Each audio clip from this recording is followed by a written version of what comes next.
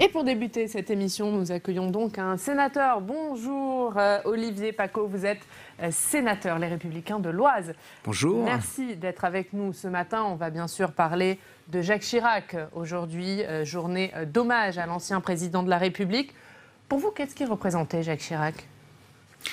Je dirais qu'il représentait aujourd'hui, en quelque sorte, un peu le grand-père de la nation. Moi, ce qui m'a frappé ces derniers jours, ces dernières heures, et notamment en voyant les images de la foule qui est allée jusqu'au cœur de la nuit, aux Invalides, se recueillir sur sa dépouille, c'est que l'expression de monarque républicain, entre guillemets, elle prend tout son sens.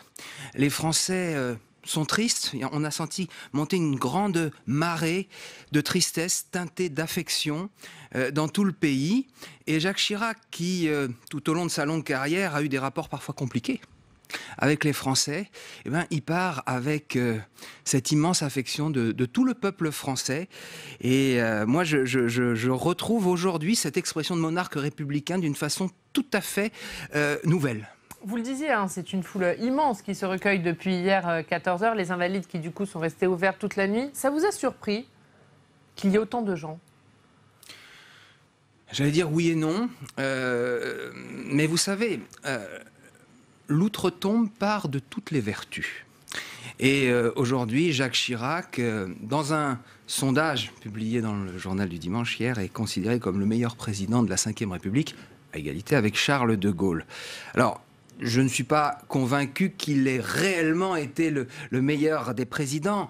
Son bilan est loin d'être mauvais. Hein, mais aujourd'hui, en fait, les gens sont attachés à sa personnalité. C'est-à-dire que c'est plus l'homme à qui on rend hommage que le politique, finalement? Oui, bien sûr. Et il a su plus que d'autres, et probablement plus que tous les autres présidents, faire passer son amour pour la France et pour les Français. Vous savez, il y avait le roi de France et le roi des Français.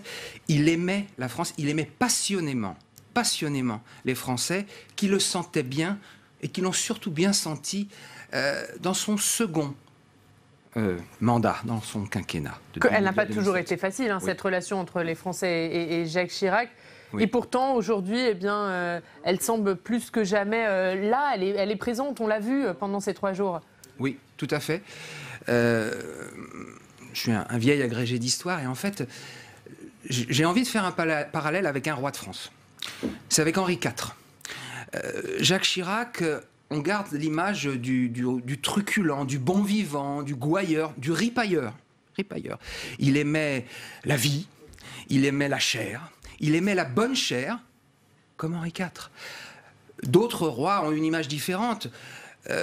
Mitterrand était plus Louis XIVien, avec plus de distance, peut-être un peu plus machiavélique, plus florentin. Chirac, c'était la proximité, la convivialité.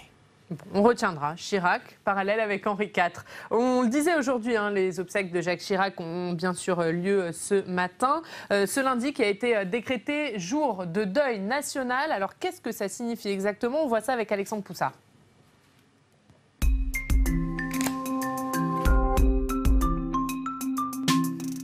Bonjour Alex. Bonjour Ariane. Bonjour Olivier Paccaud. On le disait, un jour de deuil national aujourd'hui. En quoi ça consiste exactement? Eh bien, seulement le président de la République peut décider d'une journée de deuil national. C'est ensuite au Premier ministre de préciser les modalités de cette journée de deuil national. Alors, essentiellement, cela signifie que les drapeaux de la nation vont être mis en berne, également les étendards des armées. Mais le Premier ministre peut également décider de fermer les écoles, les administrations. Alors, précisons-le, ce n'est pas le cas aujourd'hui. Seulement une minute de silence sera observée à 15h dans tout le pays. Et il faut préciser, Alex, que décréter jour de deuil national, c'est assez rare quand même dans l'histoire. Et oui, c'est assez rare, c'est seulement le 8e jour de deuil national sous la 5e République. Les anciens présidents ont tous eu le droit à leur journée de deuil national pour leur mort. Charles de Gaulle en 1970, Georges Pompidou en 1974 et puis François Mitterrand lors de son décès en 1996. Mais le deuil national peut être également décrété lors de la mort de personnes décédées dans des circonstances marquantes, notamment lors d'attentats. C'était le cas après les attentats du 11 septembre 2001. Et puis après les derniers attentats qui ont frappé la France ces dernières années, comme l'attentat contre Charlie Hebdo en janvier 2015. 3 journées de deuil national avaient été décrétées après les attentats du 13 novembre 2015 et également après l'attentat de Nice en juillet 2016.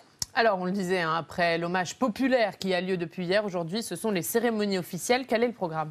Et oui, des cérémonies qui vont se dérouler à Paris avec une cérémonie réservée à la famille, cérémonie religieuse à 9h30 aux Invalides. Les honneurs militaires vont être ensuite rendus à Jacques Chirac. Et puis le convoi funéraire va quitter à 11h les Invalides. Les Français pourront lui rendre un dernier hommage sur son trajet. Le convoi funéraire va donc atteindre l'église Saint-Sulpice à midi où un service solennel va être tenu. Il sera présidé par le président de la République Emmanuel Macron avec la présence de 80 personnalités étrangères, des chefs d'État et de gouvernement comme Vladimir Poutine, des anciens dirigeants comme Bill Clinton, l'ancien président américain, et puis la présence des anciens présidents de la République, Valéry Giscard d'Estaing, Nicolas Sarkozy et François Hollande. Merci beaucoup Alex pour toutes ces précisions. On vous retrouve tout à l'heure.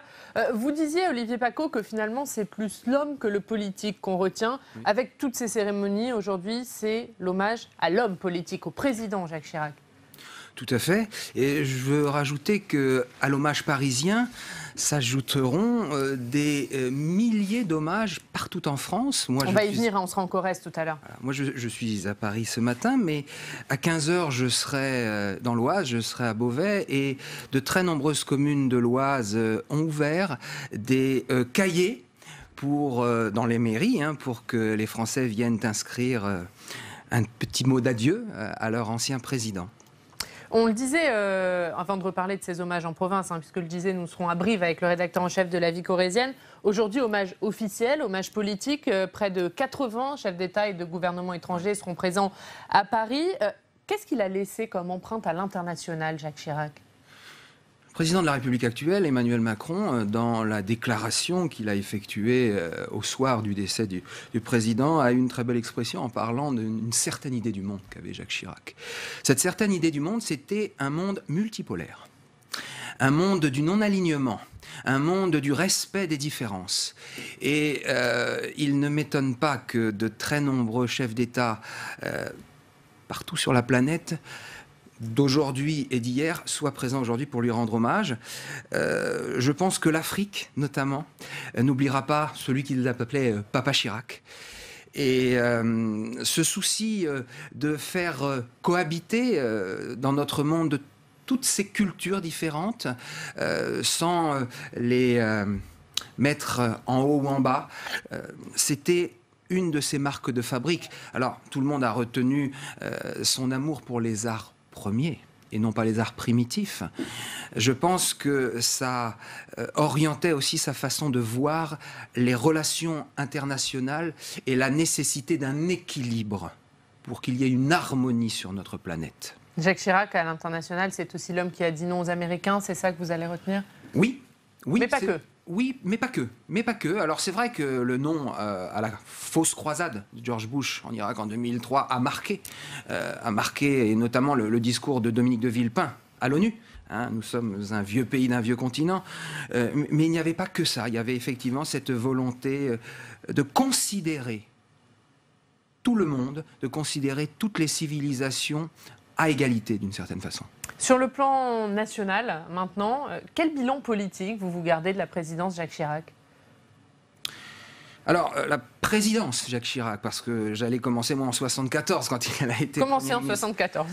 Écoutez, effectivement, il y a eu énormément de choses et certains sont assez sévères sur ce qu'ils appellent son manque de courage réformateur ou sur son absence de vision. Son immobilisme, oui, son immobilisme. Bon, moi je retiens quand même que de 1974 à 2007, il a fait beaucoup de choses très différentes. Il a assumé beaucoup de choix très différents. Par exemple, il a été aux côtés de Simone Veil lorsqu'elle a fait voter l'IVG. Il a été à côté de Simone Veil. Il était le Premier ministre. En 80, il n'est pas en fonction, il est député. Mais il vote l'abolition de la peine de mort.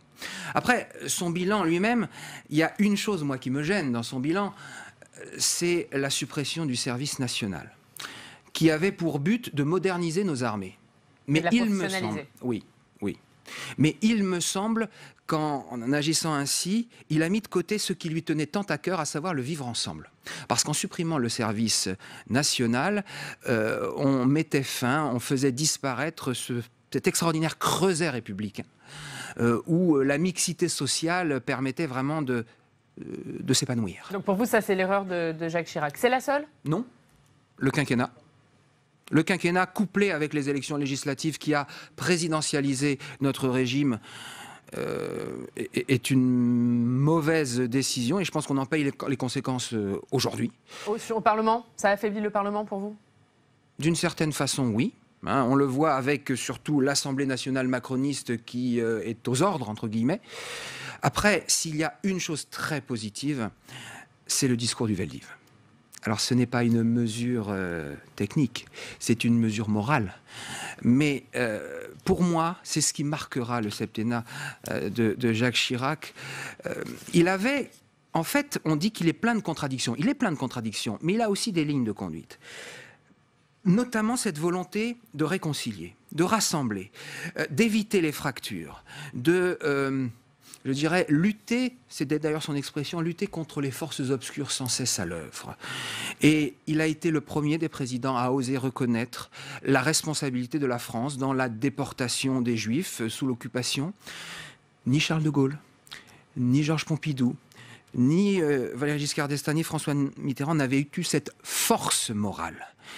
Et je pense que c'est tout à son crédit. Il a permis à la France de regarder son histoire en face, comme l'a dit Emmanuel Macron? Oui. Oui, et c'est une certaine idée cette fois-ci de l'homme et de la dignité. Vous parliez tout à l'heure des hommages qui se sont multipliés en province. On va tout de suite, comme tous les jours, se rendre dans une rédaction locale. Aujourd'hui donc, direction la terre d'élection de Jacques Chirac, la Corrèze. Bonjour Cyril Gréguy, merci d'être avec nous. Vous êtes le rédacteur en chef de La Vie corrézienne. Hommage populaire à Paris, on l'a vu tout le week-end, mais on imagine que chez vous, en Corrèze aussi, eh bien, les habitants ont tenu à rendre hommage à Jacques Chirac. Oui, bonjour. Excusez-moi, il y a des coupures de liaison. Effectivement, les Corréziens ont entamé leur deuil dès jeudi après-midi avec une multitude d'hommages un peu partout dans le département, des minutes de silence. Des registres ont été apposés dans les mairies et notamment au musée de Saran, au musée du président, où je me suis rendu hier après-midi et où il y a un monde fou, quoi. Depuis vendredi, le musée voilà arriver des gens un peu partout en France, des Corréziens, mais effectivement donc des gens qui viennent un peu partout en France. Donc voilà, les gens sont précipités là-bas. Les routes de Corrèze donnent des airs de boulevard périphérique à l'heure de pointe, donc c'était assez amusant. Autre chose, c'est les gens qui se sont précipités également dans la boutique ici, c'est la Corrèze, qui est la marque corrézienne, qui donne une grande place à l'ancien président de la République. Voilà. Vous étiez avec ces Corréziens qui se sont massés, hein, vous nous le dites. Quel était leur sentiment? Qu'est-ce qu'ils disaient? Qu'est-ce qu'ils écrivaient? Je pense que les gens ont envie d'exprimer leur affection pour Jacques Chirac, leur tristesse, même si effectivement les gens s'attendaient un petit peu à ce que ça arrive un jour ou l'autre. Mais je pensais que ça, c'est exprimer leur affection, leur reconnaissance. Avec Jacques Chirac a beaucoup œuvré pour le département, notamment au niveau des routes. Donc ouais, je pense que c'est ça. Je pense que les gens veulent lui exprimer, le remercier. Effectivement. Il y a un hommage particulier qui va être rendu en Corrèze à Jacques Chirac. Je crois que c'est le 5 et 6 octobre prochain. Qu'est-ce qu'il va se passer? Alors, les cérémonies du week-end prochain n'ont pas encore été établies. Je pense que ça devrait se faire mercredi. Il se murmure que le président Macron pourrait être présent, mais il n'y a aucune garantie là-dessus. D'accord, mais ce n'est pas exclu qu'Emmanuel Macron vienne lui-même en Corrèze rendre hommage à Jacques Chirac. C'est ce qui se murmure, effectivement, mais sans aucune garantie. Cyril Gréguy, avant de vous quitter, on va regarder la une de la vie corrézienne avec vous, une bien sûr consacrée à Jacques Chirac. Adieu Chichi, c'est ce que vous avez choisi de titrer. Hein. Ah oui, c'est pour exprimer, je pense, l'affection des Corréziens. Alors, je sais que ça n'a pas plu à tout le monde, les gens ont trouvé ça un peu irrespectueux, mais je pense que ça correspond bien à la réalité du sentiment des Corréziens. C'est leur chichi. C'est-à-dire qu'il y a certains de vos lecteurs qui ont trouvé ça trop familier, c'est ça? Oui, quelques-uns, oui, mais bon, c'est pas la majorité. Je pense que les gens ont plutôt adhéré. Nous, on l'assume. C'était un signe d'affection, on l'imagine. Exactement. Qu'est-ce que vous avez prévu pour le prochain numéro de La Vie corrézienne? Encore Jacques Chirac, on l'imagine? Ah, bien entendu. Je pense qu'on va revenir sur les différents hommages qui ont été rendus tout au long de la semaine. Voilà. Eh bien, merci dès vendredi. beaucoup. Merci Merci Cyril à vous. Bonne Grégy. journée. Merci. Et puis, vous nous annoncez peut-être la présence d'Emmanuel Macron à l'hommage spécial qui sera rendu en Corrèze le week-end prochain. Merci Cyril Grégy. Olivier Paccaud, Jacques Chirac, bien sûr, il était indissociable de la Corrèze. Hein. Oui. Oui, bien sûr, c'était quelqu'un d'enraciné. Alors, c'est vrai qu'on a parlé de son rôle au niveau de la planète. Il avait une vision planétaire. Il a, un des tout premiers, effectivement, sonné le tocsin à Johannesburg sur la course folle et suicidaire de la planète Terre. Mais Notre il était maison profondément... brûle et nous regardons ailleurs, hein, c'était cette Oui. phrase. Mais il était profondément enraciné à Sainte-Féréole, dans cette Corrèze où sa famille avait des racines, bien évidemment. Et je pense que ça lui a permis, certainement, de mieux comprendre la France que d'autres. C'est-à-dire que d'autres qu'Emmanuel Macron? Peut-être. C'est lui que vous visez quand même. Oui. Je pense sincèrement que le fait d'avoir un petit peu de boue aux godasses, comme avait pu l'avoir Georges Pompidou, comme l'avait aussi le président Mitterrand, ça permet de mieux comprendre cette mosaïque complexe qu'est la France. Parce qu'il connaissait les élus, il connaissait les territoires. Oh, il avait labouré la France de long, en large et en travers, bien évidemment. Et il connaissait cette complexité gauloise, entre guillemets. Hein. La France est l'héritière de toutes ces peuplades fières, indépendantes, parfois belliqueuses, parfois un petit peu bouillonnantes, oui. Et Vous parlez de ce discours de Johannesburg où Jacques Chirac a été visionnaire en matière d'écologie. Il a également senti cette fracture sociale qui est en train de naître dans le pays. Il a senti, mais qu'est-ce qu'il a fait pour la résorber, cette fracture sociale?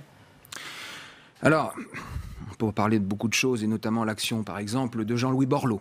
Avec le grand plan en rue pour effectuer au niveau de nos grandes villes un remodelage urbain.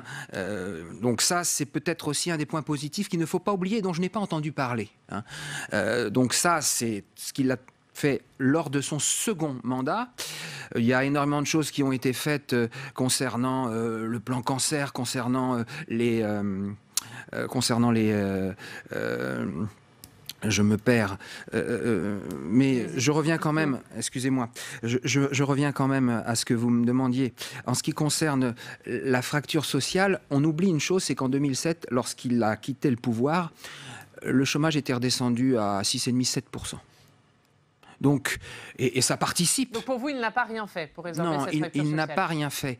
Et alors, si on devait en fait résumer son catéchisme politique, entre guillemets, en quelques mots, je pense que le slogan qu'il avait choisi en 2002, lors de sa campagne présidentielle, il résume parfaitement tout.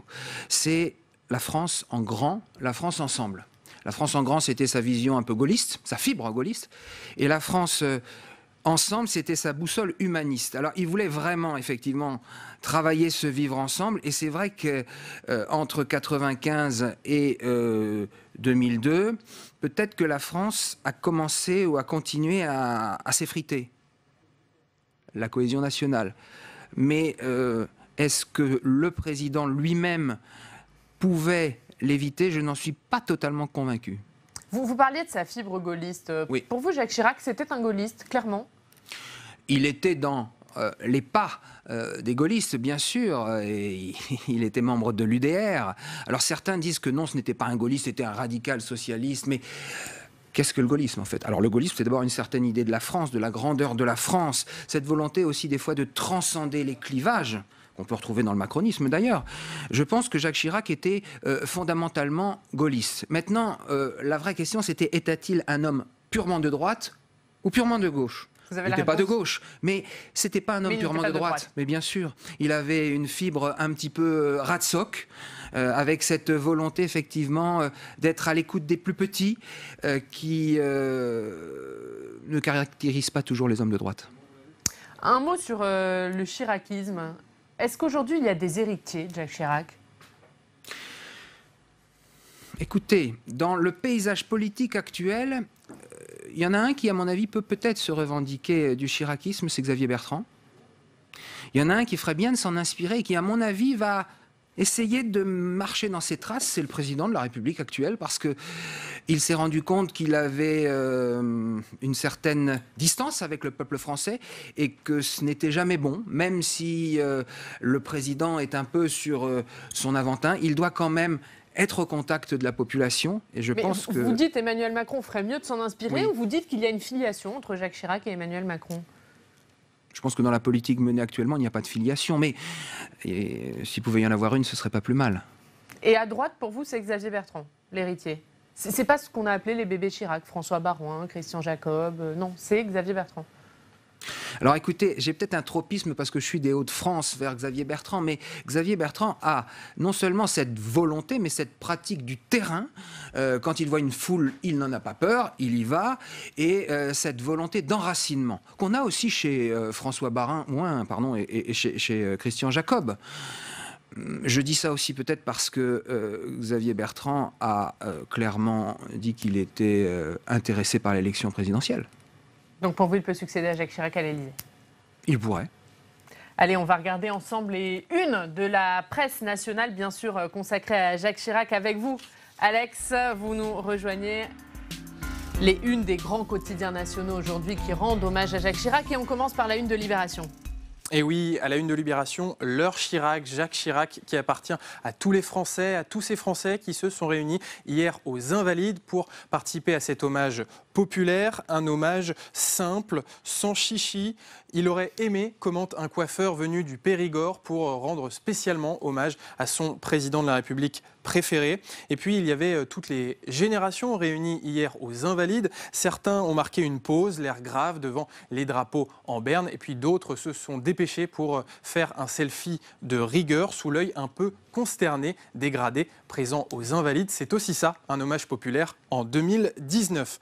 Le Figaro également revient sur ces Français réunis autour de Jacques Chirac. Ils ont attendu pendant des heures pour pouvoir saluer et rendre hommage à l'ancien président de la République. Un ancien président, mais quel héritage finalement aura-t-il laissé? C'est la question que pose Yves Tréhard dans son éditorial dans le Figaro, et il donne une réponse. Jacques Chirac aura laissé en héritage l'unité nationale et le symbole de rassemblement des Français.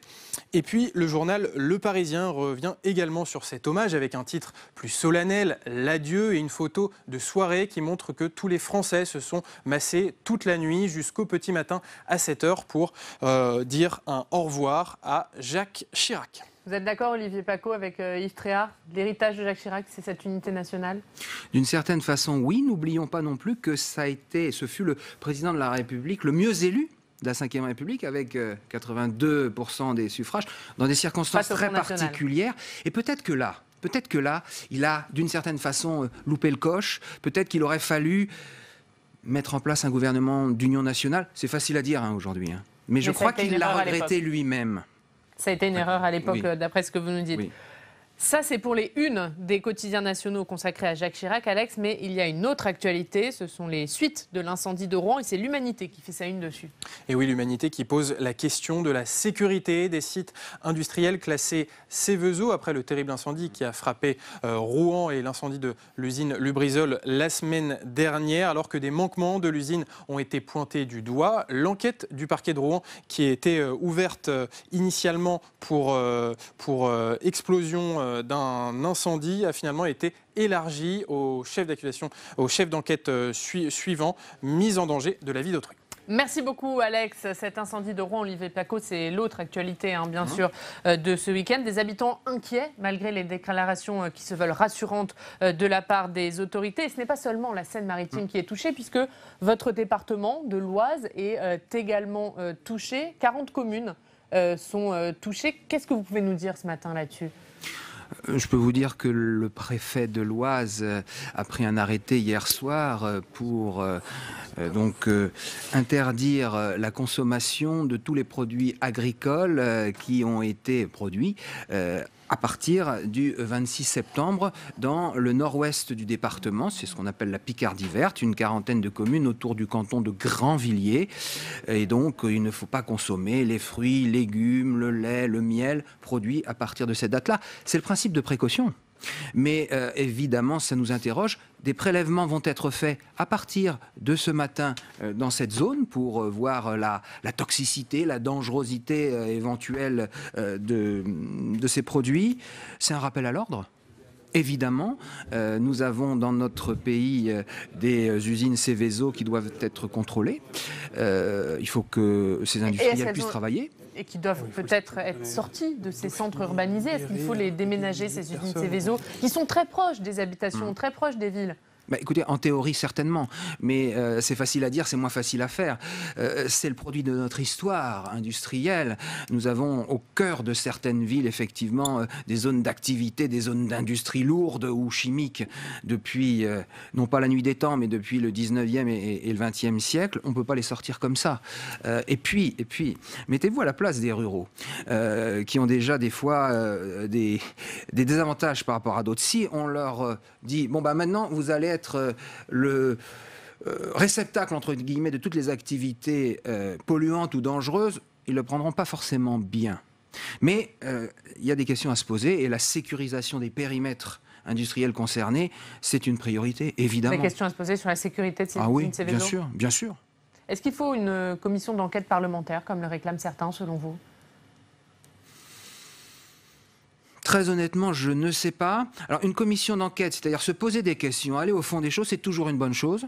Et les parlementaires, qui sont les représentants de la nation, sont peut-être mieux que d'autres placés pour effectuer ce type d'enquête, même s'ils n'ont pas forcément toutes les compétences techniques pour le faire. Mais ils s'entourent des personnes qu'il faut pour cela. Faut-il là, dans ce cas présent, une enquête ? Très honnêtement, je ne sais pas. Il y a eu des déclarations qui peuvent paraître contradictoires quand on les entend. La ministre Agnès Buzyn dit que la ville de Rouen est clairement polluée. Le préfet dit que non. Les résultats, les analyses de l'air montrent que l'air est tout à fait normal. Est-ce que pour vous, il y a un manque de transparence dans tout ça ? Je ne sais pas s'il y a un manque de transparence, mais en tous les cas, la cacophonie n'est jamais une bonne chose. Et c'est vrai que quand deux voix discordantes s'expriment, on ne peut que se poser des questions. Donc, il y a eu un problème. Des questions sur quoi alors ? Sur la réalité, sur la vérité ? Oui, tout à fait, sur la vérité la réalité du danger, entre guillemets. Évidemment, la ministre a voulu bien faire, en rassurant. Et le préfet était dans son rôle en mettant en garde, mais il est clair que le résultat obtenu pour la population, c'est des interrogations tout à fait légitimes.